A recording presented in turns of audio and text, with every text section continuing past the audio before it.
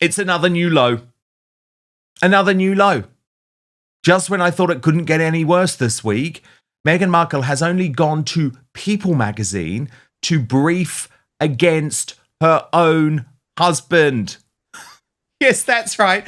As if she hasn't humiliated him quite enough over the past few days, you know, with the slut drop video, with the release of all of the pictures of Lily, with the whole world talking about the fact that the bump doesn't look at all real. No, Meghan Markle has to go and rub salt into the wounds by going to People magazine and pointing out that she's not the issue. Of course, the royal rift just has nothing to do with her. So we're going to get analysis from our royal mastermind, Prince Harry's biographer, Angela Levin, in just one moment. But first, let me take you through this astonishing reporting in People magazine, which I do always have to remind you has clearly come directly from Meghan herself or one of her representatives, because that's how she works with People magazine. People magazine has now become the biggest propagandist for the Sussexes since Omid Scobie, that weird little bloke, you know, the one that looks like Michael Jackson, scurried off the scene. Okay, here's the report. Meghan Markle is very business about royal rift as Prince Harry is left out of the details in England. A source says that Meghan is focused on the future while Harry has one foot in the past. The need to know. Meghan Markle is looking ahead while Prince Harry remains emotionally tethered to his royal past, a source tells People. A source close to the couple says they're being left out of royal conversations entirely, despite being aware of what's happening in England. And King Charles's cancer diagnosis and Harry's recent public plea, insiders say reconciliation remains stalled by a lack of trust. Okay, so we're going to go into this in much more detail, but Angela Levin, can I just kick off by saying this is not normal? The only other couple that I have ever known to brief against each other while they remain married. Remember, that's the difference. This happens with warring couples, with divorcing couples all the time. But while they remained married was Victoria and David Beckham. And even they realized that it was just impossible if they were going to stay together and put their issues behind them. It was just impossible to have two different camps within one marriage briefing publications. But that's exactly what Meghan Markle has done here. It is a disgusting new low, briefing against her husband to People magazine, and also Angela trying to wash her hands of this all. I mean, of course I think Harry's behaviour has been completely atrocious. Of course I think it's right that the royal family are leaving him out of all of the discussions. He has no right to know about his father's health. I'm sorry, you've blown that, mate. But for Meghan to try and say, oh, he's just stuck in the past, my husband is the one stuck in the past and I've done nothing wrong, is the height of narcissistic delusion. Yeah, well, there we are. This is another part of her plan, isn't it? Mm-hmm. Because she can be so ghastly about her husband, and she just goes marching on. But we have found out that it's Harry who does to do the dirty work, really, for them. And she pretends she doesn't know, or she's never heard of this, or she just moves on. She's never at fault.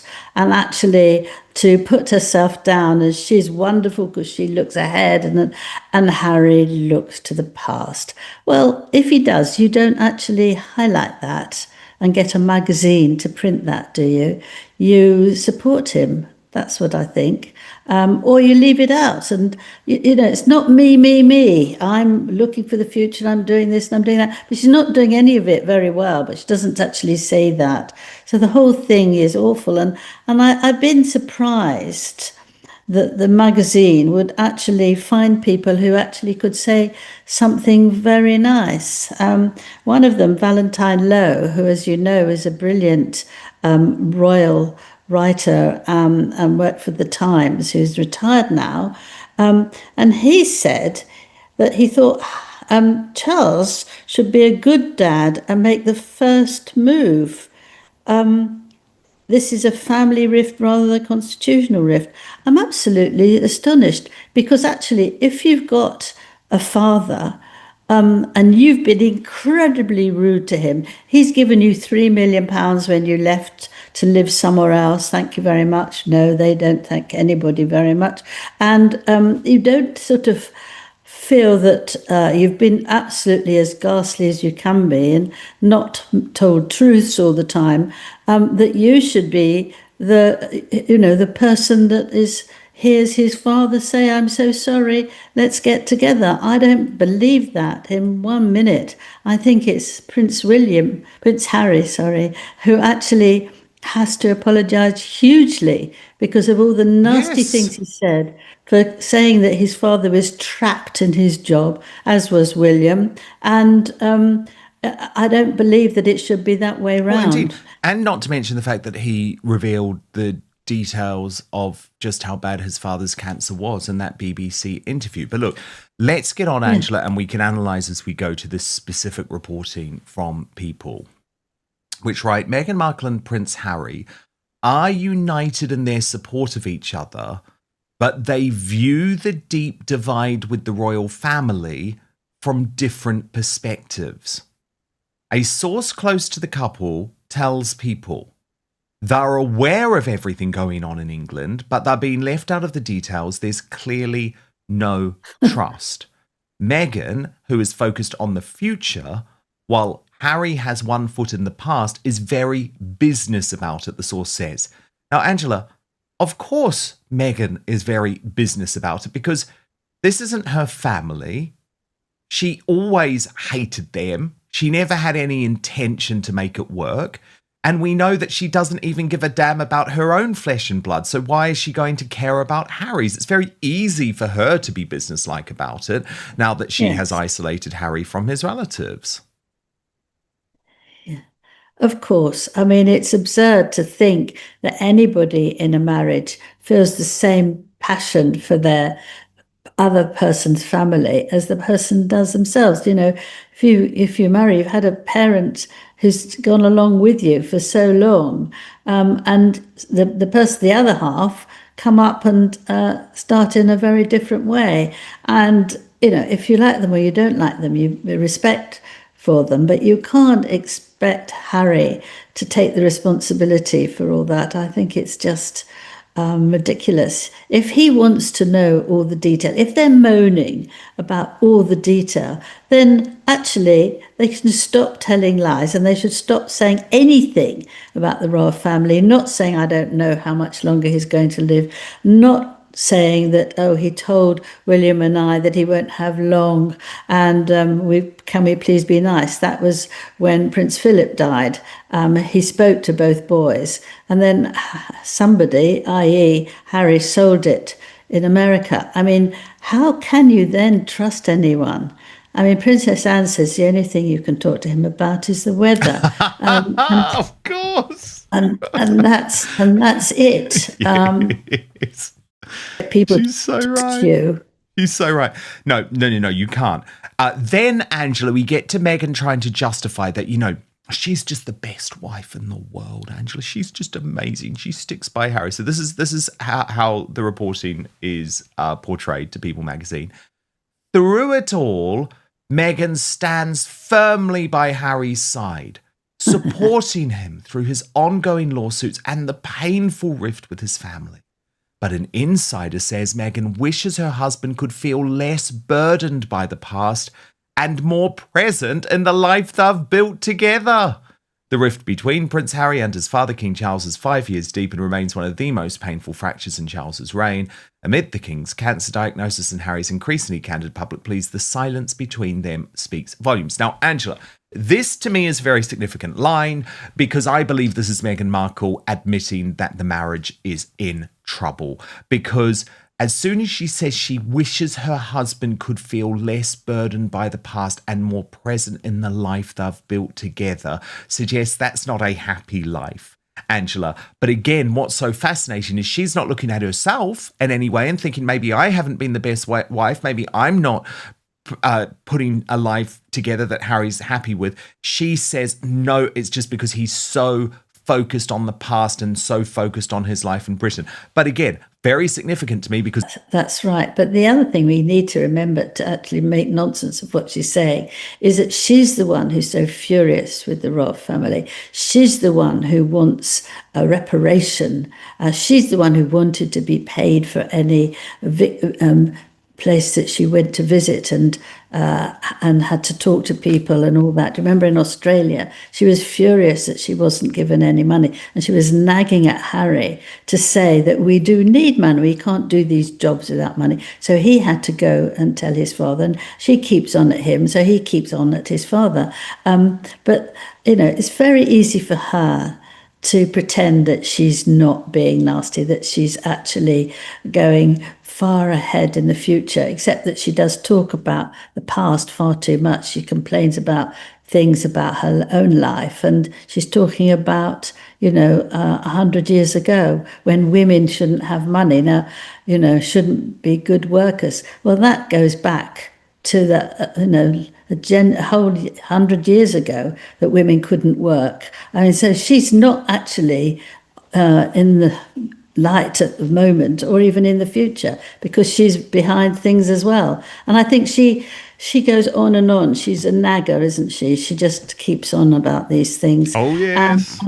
And Harry tries to do it, but nothing ever satisfies her. She's one of those women who's never satisfied, and she hasn't been, and I don't think she ever will be. It's very hard for her to say, I've done well, and now, let me help Harry. She doesn't do that. It's me, me, me, me, me, and going along and all that sort of stuff. The way she hangs on to him, that's not standing by his side, isn't it? That's making sure he doesn't move anywhere. She doesn't like any of that. And actually, how you can say that and then tell him to go off and not come back for several weeks, as she's now doing, standing by his side. She's it's not funny, actually. It's awful. But she doesn't actually realise that what she says about a lot of things, she's doing things in the same way. And it is funny how delusional she is, actually. I mean, it is funny, I think, because she's just so nuts. I mean, you sometimes have to, I'm sorry, let's look at the video again. Come on, let's just look. How can you not laugh at that? I mean, she's a total mess and embarrassment. If you wouldn't laugh at this, you'd cry.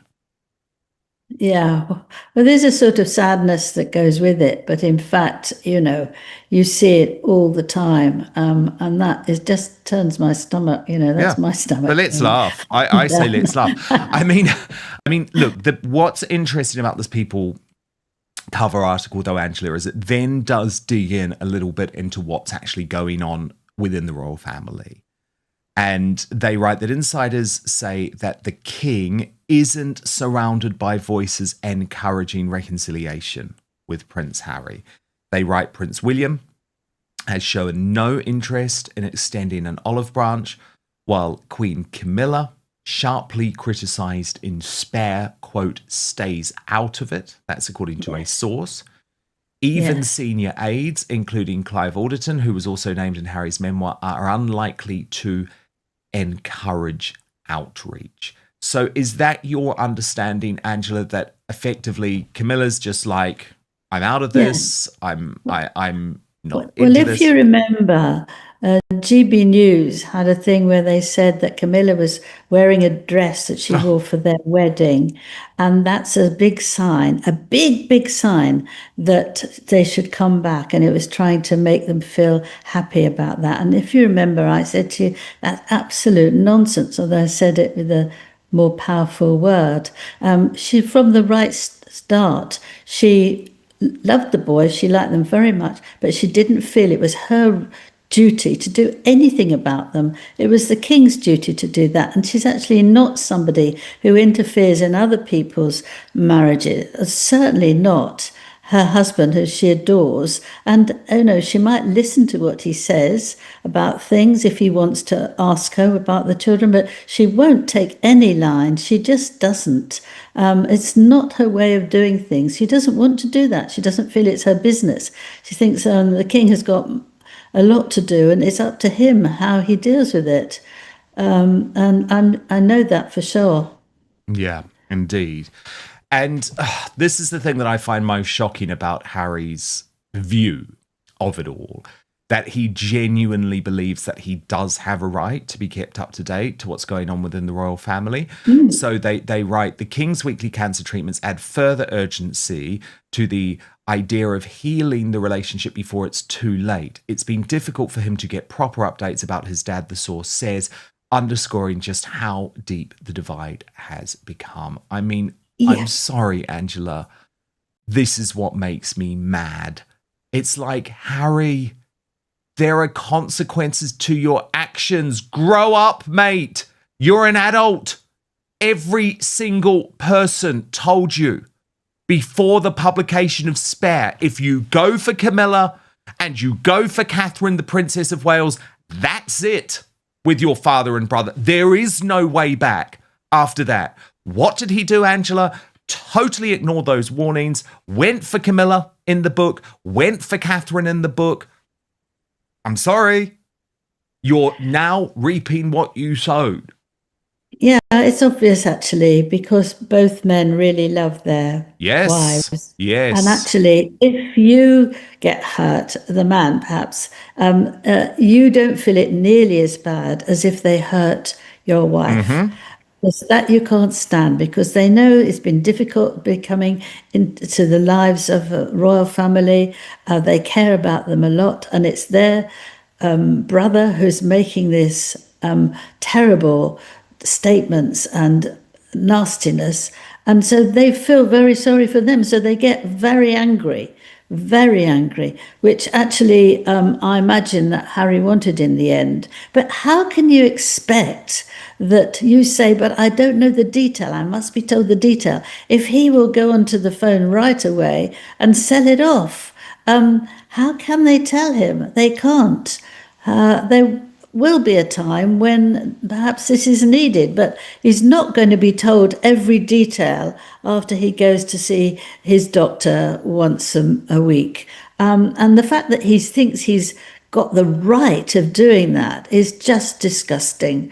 We can't behave like that and then expect to be told these things when you wouldn't keep it quiet. You wouldn't. And you wouldn't actually, when you say you want to get back within the royal family, and then you say next sentence something very nasty about them, as he did when he was interviewed by the BBC. And then so the whole thing goes out the window. You can't do that. You have to hold on to your the way that you feel that people should be. And in any case, I mean, King Charles is doing absolutely amazingly with his illness. But if he has somebody in there shouting at him, I want to know the details, shouting at him, why don't you give me more money? Shouting at him, why don't you apologize to Meghan? She's the most wonderful girl you could ever meet. Woman rather than girl, it will make him not feel very well, and that's not a very good idea. He has to be calm. He has to be in positive situations, which happened in Canada. It was wonderful.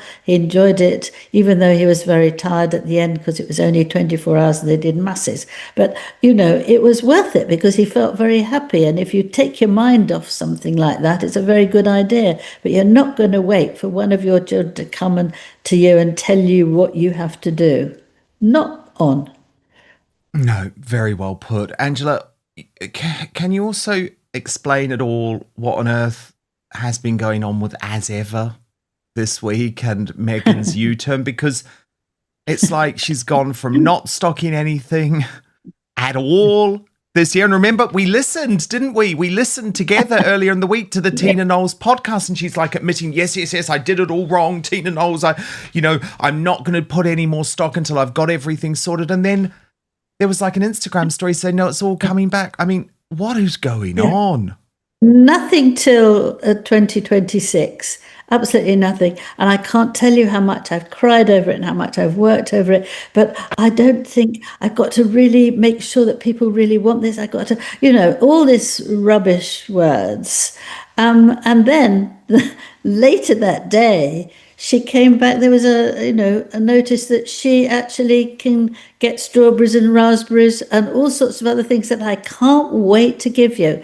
My view, which may very well be wrong, was that she was so cross to be beaten in her talking that she decided that she had to do something very quickly that would change the whole sort of idea of what was happening.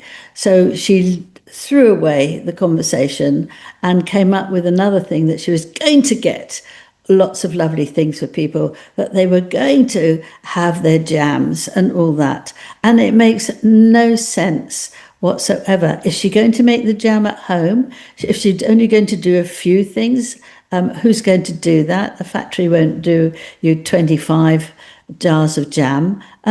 She just went off and started saying absolute nonsense about what she wants to do now. Suddenly she's in a good mood. Before she was a victim, and then she was in a good mood. And she goes from victim to good mood and victim to good mood, and saying, poor me, and then everything's so exciting, I can't wait.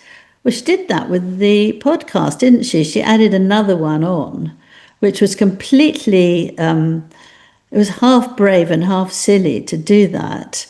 And then she just pretends that it's not there, it's wiped out. And that's how she keeps on with lots of things. She's never responsible. A recent People magazine article has sparked fresh discussion after an anonymous source described Meghan as looking ahead while suggesting Prince Harry remains emotionally connected to his royal past. Those claims have prompted strong reactions from royal commentators, who are now debating what the report could mean for the Sussexes' relationship and their ongoing rift with the royal family. Let's get started. Even years after stepping back from royal duties, Prince Harry and Meghan Markle continue to dominate headlines around the world. Every interview, public appearance, and media report fuels new discussion about their relationship with the royal family and their life in California. In this latest discussion, attention turns to a People magazine article quoting anonymous sources who describe how Harry and Meghan reportedly view their future differently. While the article itself presents reported claims from unnamed sources, much of the surrounding discussion comes from royal commentators offering their personal interpretations. Let's break down the conversation segment by segment. The discussion begins with a recent People magazine article focusing on Prince Harry and Meghan Markle.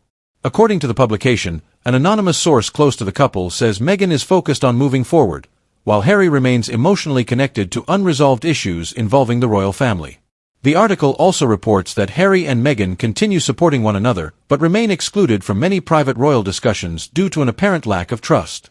Although these claims have generated considerable attention, they are attributed to unnamed sources rather than direct statements from Harry or Meghan themselves. Even so, the report has reignited debate about the Sussexes' future. Attention then shifts to the couple's reported approach to their ongoing family conflict. According to the article, Meghan is described as taking a practical, forward-looking approach to life, while Harry is portrayed as remaining emotionally affected by his relationship with his family. The presenters argue that this contrast reflects a significant difference in perspective between the couple. However, it is important to recognize that these conclusions are based on anonymous source reporting and the commentator's interpretation of that reporting. Neither Harry nor Meghan is shown making these remarks directly. Royal biographer Angela Levin then shares her perspective on the situation. According to Levin, Meghan appears to be distancing herself from responsibility for the continuing conflict between Harry and the royal family. Levin argues that if Harry continues struggling with family issues, a supportive partner would normally help him work through those challenges privately rather than allowing those differences to become part of a public narrative. These observations represent Levin's personal analysis based on her experience covering royal affairs. Viewers may reach different conclusions after reading the article themselves. The presenters also discuss Prince Harry's long-standing efforts to address issues involving the royal family. They argue that many of Harry's recent interviews, legal cases, and public appearances continue to focus on events that occurred during his years as a working royal. Supporters may view these efforts as part of Harry's attempt to share his experiences and advocate for change. As this latest discussion demonstrates, Prince Harry and Meghan Markle remain among the most closely followed public figures in the world. A People magazine report describing different perspectives within the couple has generated widespread debate about Harry's relationship with the royal family, Meghan's reported outlook, and what these developments could mean moving forward. While many of the strongest conclusions discussed today come from anonymous source reporting and commentary rather than confirmed statements from the Sussexes themselves, the story has once again placed the couple at the center of international attention. What do you think? Do you believe Prince Harry is still deeply connected to his royal past, or do you think the latest reporting has been interpreted too broadly? Share your thoughts respectfully in the comments below. If you enjoyed this breakdown of the latest royal news and commentary, don't forget to like this video, subscribe to the channel, and turn on notifications so you never miss our latest updates, analysis, and discussions. Thank you for watching, and we'll see you in the next video.